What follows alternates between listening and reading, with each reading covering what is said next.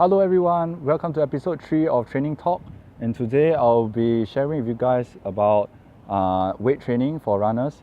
So as a runner myself, I understand that running is the cornerstone of any running program. Most of us want to hit the 80 kilometer peak week, the 100 kilometers peak week, or maybe some of you 100 mile peak week, 200 kilometers peak week, so that you have you'll experience the satisfaction and the confidence to hit a PR for your upcoming races. However, if we just engage in running to prepare ourselves for races, this can actually lead to injuries over the long term, and it may not be the best way to train for a race if you want to have longevity in the sport. So right now I'm going to share with you guys about weight training and how it can actually help to improve running performance as well as reduce injuries so that you can have longevity in this sport. You can continue running until you are 80 years old, 90 years old, or even 100 years old. Alright, so first thing, I'll talk about how weight training can improve running performance. Weight training can improve running performance by increasing running economy. So what this means is that you will be able to run at a pace which you desire more efficiently, expending lesser amount of energy. And how can weight training help in this aspect? We'll first talk about the legs. Alright, so let's say if we engage in squats, we engage in deadlift exercises, this works. What this does is it will build up your quad muscle, your hamstring, your glute strength, so that they'll be more resistant to fatigue. Okay, so that means when your legs get stronger, going up the hill will feel easier. You won't get tired as easily. All right. Second thing is also it increases force generation. So as your deadlift strength improves, as your squat strength improves, the amount of weight that you can squat improves, this will make weights way below your PR, your personal record, feels much easier. So let's say if you're able to squat 80 kg, all right, anything which is lesser than that will feel that much easier. That includes your own body weight. So if you look at running is basically a series of hops, single leg hops, with a slight bend in the knee during the landing phase. So by being able to squat more, this can actually help you to feel lighter on your feet when you run. Alright, so this is how strength training for the legs can help you in your running performance. Now, this doesn't mean we only do strength training for our legs. Alright, so we also need to work on our core, which consists of our abs, our obliques, our lower back, and also our glutes. So the core actually helps to hold your body upright and in place. Prevent yourself from rotating, prevent yourself from hunching over. So if you have a weak core, you will not be able to hold your running posture upright. And this can actually cause you to be very inefficient. It can cause you to lose energy. If you're running and your body is swaying all about, you won't be able to run properly, and you'll realize you get tired even faster.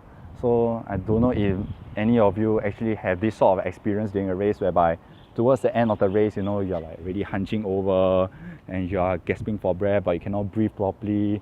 Then your arms are also tired. Oh, another thing is also you need to work on your arms as well, because when you're running, you're actually holding your arms in a 90-degree position, right? So if let's say your arms are not strong enough, they might be a cause of fatigue late into the race. Like for me, last time when I was running competitively in school, sometimes I'll feel that my arms, they are just sore from my biceps. They are just sore from holding my hands in this position itself. So strength training for the core, for the arms are still important, because they are these muscles actually form parts of your running technique. Your arm swing, ability to hold yourself upright. So by being able to hold the posture your running posture in place, by strengthening your arms and your core, this will also help to switch off all the energy leakages and therefore conserves your energy to run at a faster pace. So that's how weight training can improve your ability to run faster over long distances. Now next, we'll talk about longevity in the sport. So weight training itself also helps to reduce injuries when you're performing your run training or even racing during your running career. How can weight training do so? They can do so in 3 ways. Number 1 is to prevent muscle imbalances. Number 2 is to increase your body awareness on the right type of movement pattern, which will prevent yourself from getting injured. And lastly, also help to prevent overuse injuries. Okay, firstly, I'll talk about how how weight training can help to prevent muscle imbalances. So weight training can prevent muscle imbalances by working on muscle groups which are not used during running. So for runners, let's say if we are running just on flat ground, lots of flat ground, and this is very prevalent in Singapore. We have lots of flat ground, we are just running. Most of the time, we'll tend to use more hamstring, the back of the thighs, to run more than your quads, the front of the thigh.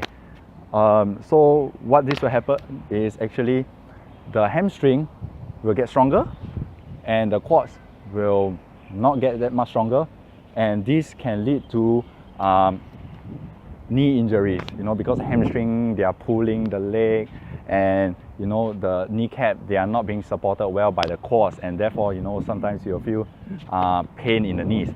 So how weight training can help is by engaging in activities like squats. This can actually help to strengthen your quadriceps, and this will help you to track your kneecap in place, and therefore preventing the hamstring from pulling too much and causing pain in the knees, all right. And another thing is also the core, which is your abs and your lower back. This is also a very common form of injury. Sometimes as runners you'll get lower back injuries. This is because sometimes myself included, I actually experience lower back injury because of too much running. We tend to use our back, our glutes and our lower back. They are connected a bit more than the abs.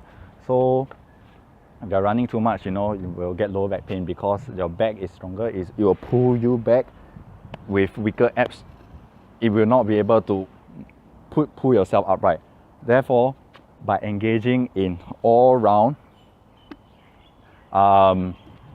activity, all-round ab training, core training activities will help you to iron out any imbalances in your core.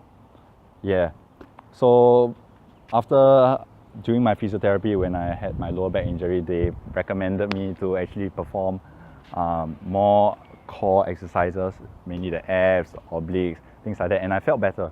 So rather than getting injured and starting all over from scratch, building a proper core strength, might as well, we start doing them now, incorporating them in our training.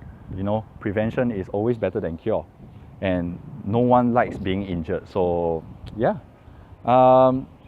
Next thing will be weight training also help to prevent overuse.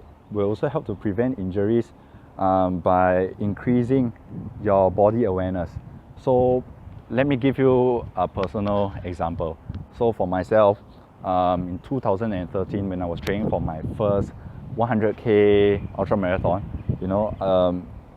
I experienced a severe case of ITBS, iliotibial band syndrome. So I had a tough time, completing the run. I experienced the pain at 50 kilometers, and then after that, I have to hobble all the way to the finish. And after I finished my race, I couldn't walk for 2 or 3 days I had to be on painkillers, and the pain was so bad that I never want to feel that kind of pain again. I went to the sports doctor. Once again, the sports doctor recommended me to the physiotherapy referred me to a physiotherapy for rehab. And what the physiotherapy gave me was a series of exercises, and she taught me the technique on how to perform some of these exercises. Through some analysis, gait analysis, and through the exercises, I realized that what actually caused this pain of mine, ITB, is basically because I'm bow-legged, and the way my leg structure is, when I run, I'll tend to have my knees caving in during the landing phase. So that means when I land, my knees will cave inwards, and this actually places a lot of stress on my knees is one, but it also somehow places stress on my irritable band, and therefore there is a need to actively exert external rotation on the knees so that my knees won't cave in, and this will place lesser stress on my ITB. Initially, the sports doctor was telling me, your legs are not built for running. He asked me to stop doing the ultra marathons and the like. However, I refused, because I really like running. So I proceeded with my rehab, and then I proceeded with learning this motion of exerting external rotation on the knees, so that every time when I land, my knees won't come inwards. And so far, it has been good. I've recovered, and I've been running rather pain-free since then. So this is actually the one of the benefits of weight training. It helps you to increase your body awareness, because when I was doing squat, I was actively making sure that my knees are going outwards and they are not caving inwards when I squat. So I translate this into running. So every time when I land, at the start I will conscientiously think about not letting my knees come in with each step. And over the years, I think it has become a habit, and now I'm able to run pain-free. Yay! Next thing also, for next example of improving biomechanics through weight training is also on the part of tackling heels. So when we are running uphill, we are supposed to lean from the ankles. Some of us aren't able to get the idea of leaning from the ankles because we are not exactly aware of our body. All right.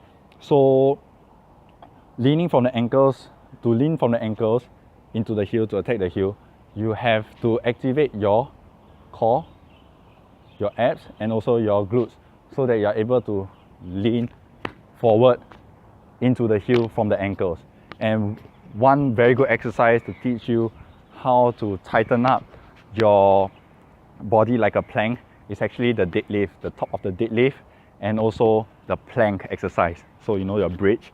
Yeah. So these exercises actually teach you how to contract your glutes, your butt muscle, and your abs at the same time. So this will help to form a rigid plank, and pretty much you'll know how to lean forward from there. You will know how to take it one step further, standing up, squeezing your glutes, engaging your core, and then leaning forward when you encounter a heel. Alright, so this actually helped me as well. Like when I was running heels in the past, I didn't know that I was leaning slightly from the hips, and after performing some of these exercises, when I did heels once again, I was able to identify some of the minor incorrect movement patterns, which I can correct straight away on the spot, and this helped me to become more efficient, just like this. So this is the second benefit of weight training in reducing injuries. And lastly, it is also weight training also helps to reduce injuries by preventing overuse injuries. So by swapping some of your run trainings to perform weight training, this will actually increase your diversity in terms of trainings, and also gives your leg a rest, you know, rather than just running all the time. You give your leg a rest, you work on other body parts, you know, this will give your legs a chance to recover, and therefore it will help to prevent overuse injuries, which is so common among runners, myself included, because we are logging lots of miles. And just by having these off days, so-called off days, we are not actually resting fully. We are just merely, you know, inducing other form of training adaptations for us to improve our running performance. And yeah, so these are some of the benefits of weight training. So you may ask, how can we proceed from here? So what should I do to actually include weight training effectively into the training program? So firstly, I will strongly advise you guys to look at your training program. If you're running every day, you know, try to remove 1 or 2 sessions of your run during the week and replace them with weight training sessions. They shouldn't be back to back. They should be separated by a day in between, you know, just to work on body maintenance and also increasing your strength. Let's say during off season, you can include 2 weight training sessions a week, and let's say maybe you're closer to competition, you will just have 1 just to maintain strength. So the goal of weight training will change slightly when you're moving from off season to on season. So when you're having off season, the 2 sessions of weight training will help to, you know, increase your muscular strength, your endurance, and also just basically to, you know, improve your ability to run more efficiently. However, when you transit over to on-season training, yes, we can reduce the weight training session by 1 to just 1 day, and mostly it is just to maintain the strength that you acquired during off-season and focus more on your run training to peak for the competition. All right. So how can we start? So firstly, if you haven't had any experience doing weight training, you can start off just by doing body weight training. Master the compound movements. So compound movements are movements which actually require movement of more than 2 joints simultaneously. Things like your pull-ups, your push-ups, your squats, your deadlifts, or for deadlifts you'll be using the hip hinging pattern. These are the 4 main movements which I will recommend you guys to actually master and practice. They will help a lot in improving your running performance, decreasing injuries. All right, so include them in your routine. Maybe let's say during off season, if you have 2 sessions, one session could be an upper body session, the other day could be a lower body session.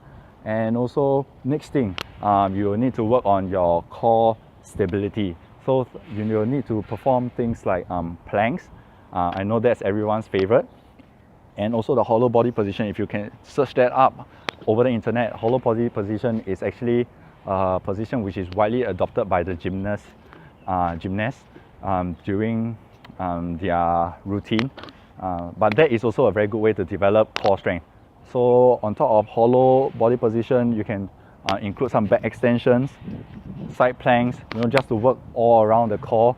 And once you are able to master that, able to hold that properly, you can start implementing some rotational forces to put you off balance, so you have to resist the motion. So this will actually pair very well, or help very well assist in increasing your running economy by improving your ability to resist rotation, because when we run, our arms are moving in a contralateral motion with our legs. So my left hand out, my right leg will be up.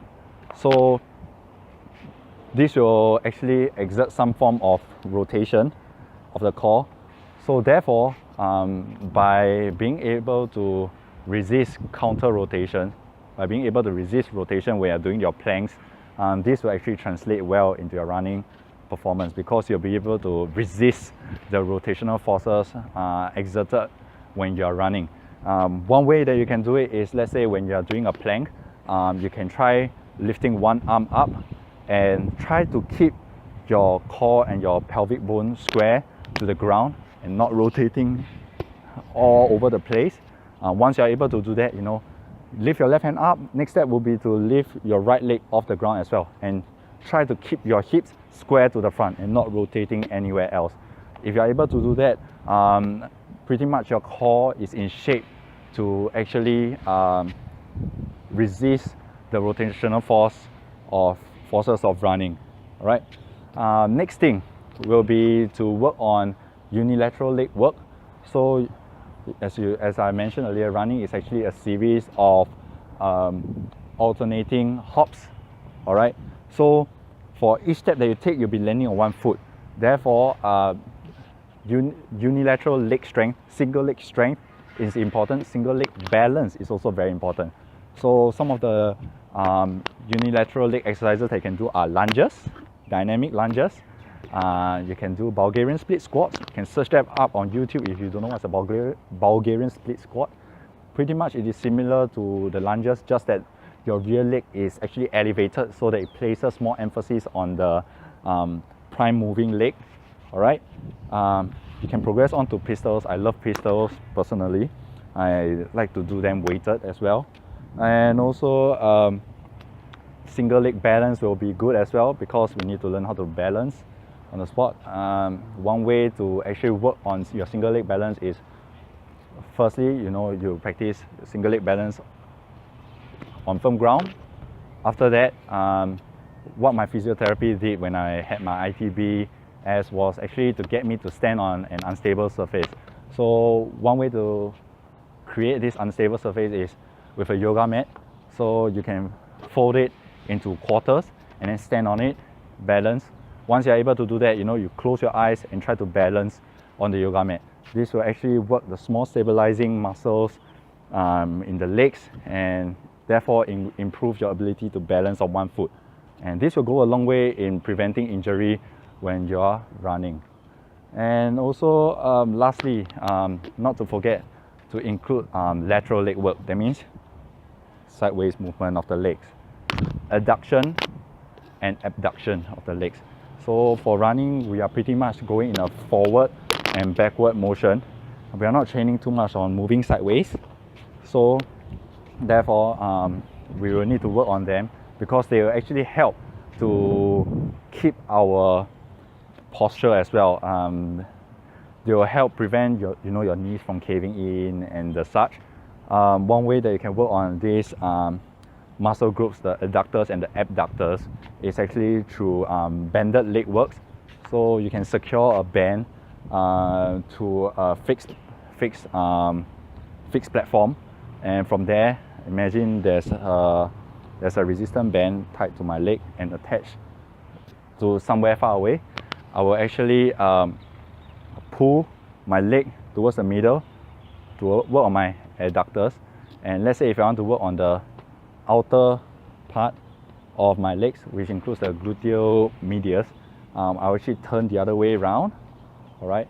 So let's say I have a piece of resistance band from here attached to my left leg. I'll pull my leg outwards to work on my abductors. So this will actually increase my ability to balance as well, and yeah. So hopefully these are some of the exercises that can actually help you increase your running performance. And also hopefully this video actually convinced you that the importance of weight training for running, and you know, that more of you can actually engage in weight training, you know, to improve your ability to run faster, as well as to run for a longer period of time, increase the longevity in the sport. Do let me know what you think about this episode. Do let me know about what you think about weight training for running. Do you engage in them? Do you not engage in them? Do you think that they are a waste of time? Or let's say if you are performing weight training, what are some of the exercises that you do during your weight training session? Share this video with your friends, and I'll see you guys next week for the 4th episode of Training Talk. See you!